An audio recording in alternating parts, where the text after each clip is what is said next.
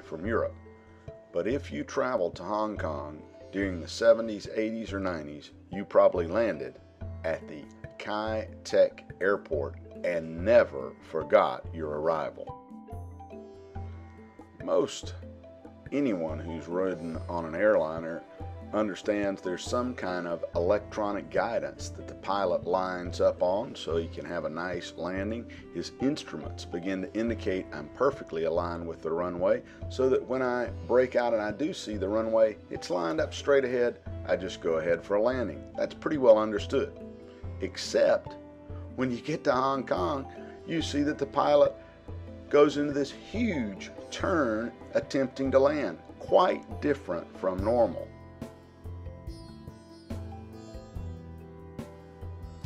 The problem in Hong Kong is there's no way to make a straight-in approach at this airport because it's so mountainous.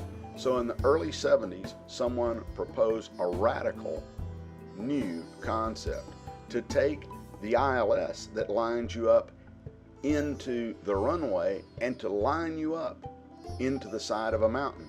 And when you broke out, you'd see a big checkerboard, make a huge right turn, and magically the airport would be there.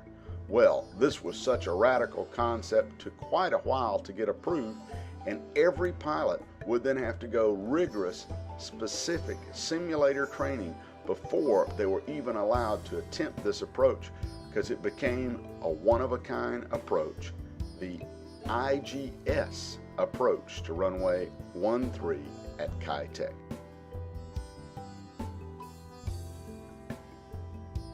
The plan and the design appeared to be simple.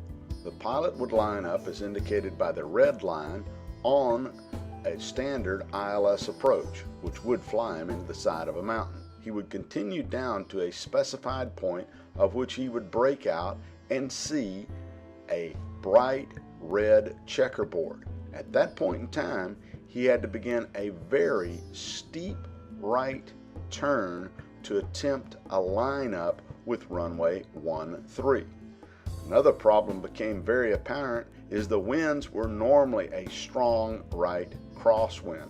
It made it extremely difficult for the pilot because he had to turn to compensate more for the wind, and often just to get your wings level was a tremendous effort.